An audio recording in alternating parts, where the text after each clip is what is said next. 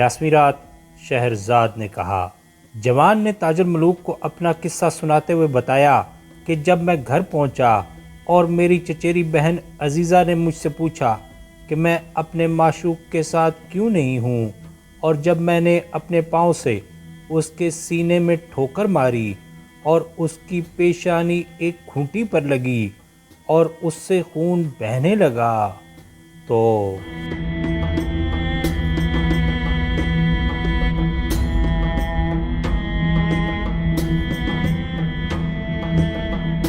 اس پر وہ چپ ہو گئی اور اس نے ایک لفظ بھی نہ کہا، اور کوئی چیز جلا کر اس کو زخم میں بھر دیا اور اوپر سے پٹی باندھ لی، اور جو خون فرش پر گرا تھا اس کو رگڑ کر پونچھ ڈالا، گویا کہ کچھ بھی نہ ہوا تھا۔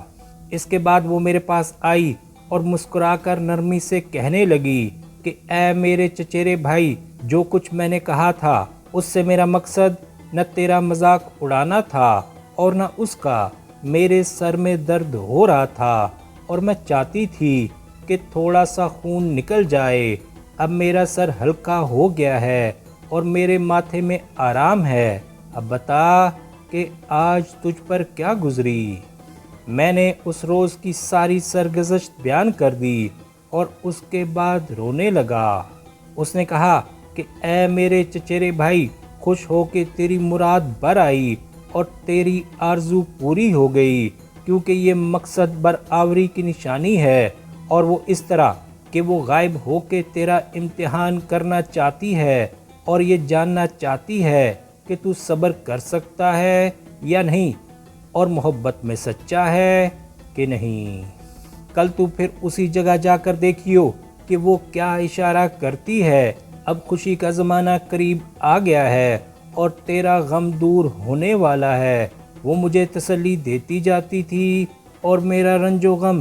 بڑھتا جاتا تھا۔ اس کے بعد وہ میرے لیے کھانا لائی، مگر میں نے ایک ایسی ٹھوکر ماری کہ ساری پیالیاں ایک طرف جا پڑیں، اور میں نے کہا کہ ہر عاشق پاگل ہوتا ہے، نہ تو اسے کھانے کی طرف میلان ہوتا ہے اور نہ سونے میں مزہ آتا ہے۔ میری چچیری بہن عزیزہ نے کہا کہ بھائی واللہ یہ محبت کی علامت ہے، اور پھر اس نے پیالیوں کے ٹکڑے جمع کیے اور گرا ہوا کھانا صاف کیا، اور وہ مجھ سے ادھر ادھر کی باتیں کرنے لگی۔ جب صبح ہوئی اور روشنی پھیلی تو میں پھر وہاں گیا، جلدی سے گلی میں داخل ہوا اور اس چوکی پر جا کر بیٹھ گیا۔ اب کیا دیکھتا ہوں کہ چھجا کھلا اور اس نے اپنا سر اس میں سے نکالا اور مسکرائی۔ اس کے بعد وہ غائب ہو گئی اور پھر نکلی تو اس کے پاس ایک آئینہ تھا، ایک تھیلی، ایک سبزی کا گملہ اور ایک قندیل۔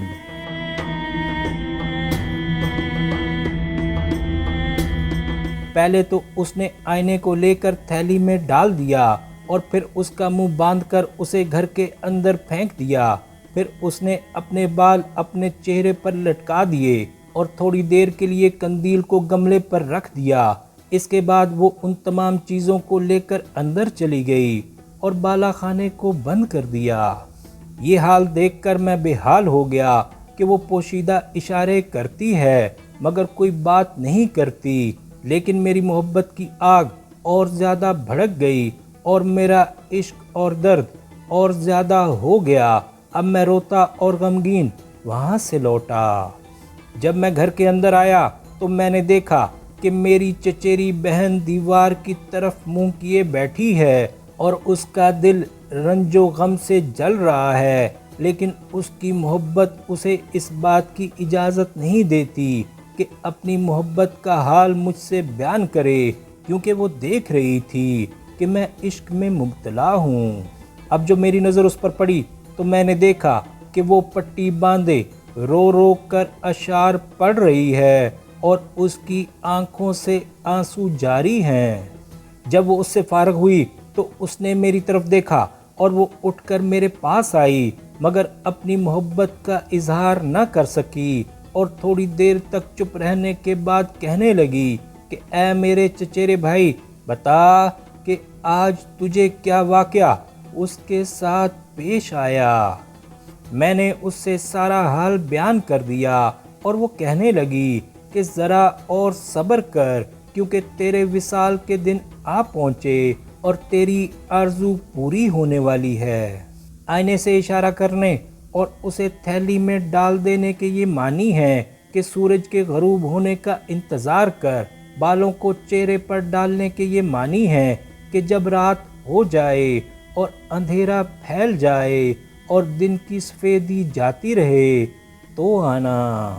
سبزی والے گملے کا یہ مطلب ہے کہ وہ تجھ سے کہنا چاہتی ہے کہ جب تو آئے تو اس باغ میں آئیو جو گلی کے پیچھے ہے، اور قندیل سے اشارہ کرنے کے یہ معنی ہے کہ جب تو باغ میں داخل ہو تو جہاں تجھے قندیل جلتی ہوئی دکھائی دے وہاں آ کر اس کے پاس بیٹھ جائیو اور میرا انتظار کیجیو۔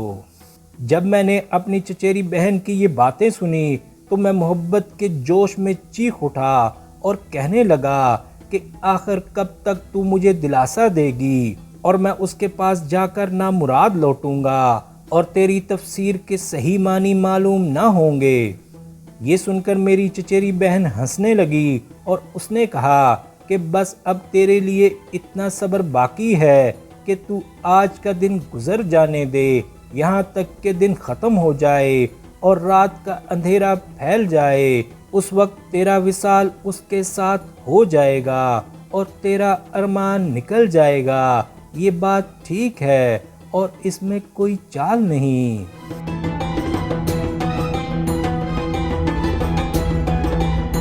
اس کے بعد وہ میرے پاس آ کر نرم کلامی سے مجھے تسلی دینے لگی، مگر اس کی یہ ہمت نہ پڑی کہ میرے لیے کھانا لاتی، کیونکہ اسے ڈر تھا کہ کہیں میں اس سے ناراض نہ ہو جاؤں، مگر وہ چاہتی تھی کہ میرا میلان اس کی طرف ہو، اور اس نے مجھ سے کہا کہ بھائی بیٹھ تاکہ میں تیرے ساتھ باتیں کروں جس سے دن گزرنے تک تیرا دل بہلے۔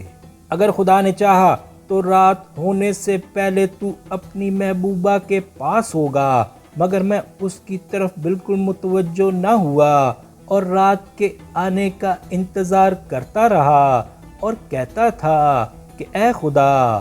رات جلد لا۔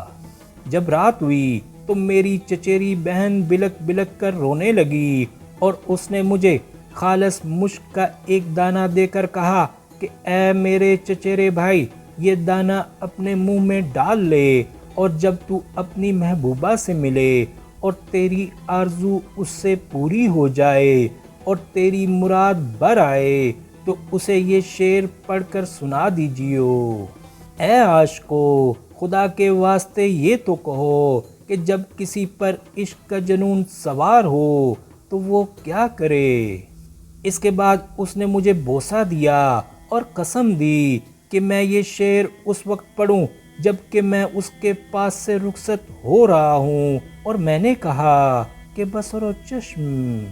جب عشاء کا وقت ہوا تو میں روانہ ہو گیا اور چلتے چلتے اس باغ تک پہنچ گیا اور دیکھا کہ اس کا دروازہ کھلا ہوا ہے۔ میں اس کے اندر داخل ہو گیا اور مجھے دور سے ایک روشنی نظر آئی اور میں اس طرف چل دیا۔ جب میں وہاں پہنچا تو میں نے وہاں ایک نشست گاہ دیکھی جس کے اوپر ہاتھی دانت اور آبنوس کا گنبد تھا، اور اس گنبد کے بیچ میں ایک قندیل لٹک رہی تھی۔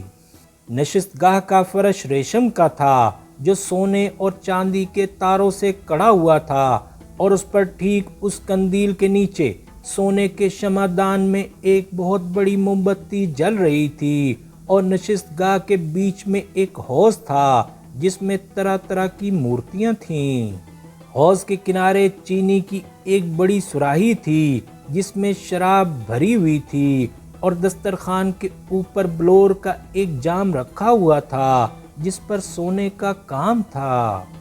ان تمام چیزوں کے پاس سرپوش سے ڈھکا ہوا ایک بڑا تشت تھا۔ میں نے اسے کھول کر دیکھا تو اس میں قسم قسم کے میوے تھے اور ان کے درمیان میں خوشبودار پھول رکھے ہوئے تھے۔ میں اس جگہ کو دیکھ کر دنگ رہ گیا اور بہت خوش ہوا اور میرا رنجو علم دور ہو گیا، لیکن خدا کی مخلوق میں سے میں نے کسی کو وہاں نہ دیکھا، نہ کوئی غلام، نہ کوئی کنیز، اور نہ کوئی ایسا شخص جس نے ان کو سجایا ہو، اور نہ کوئی رکھوالی کرنے والا۔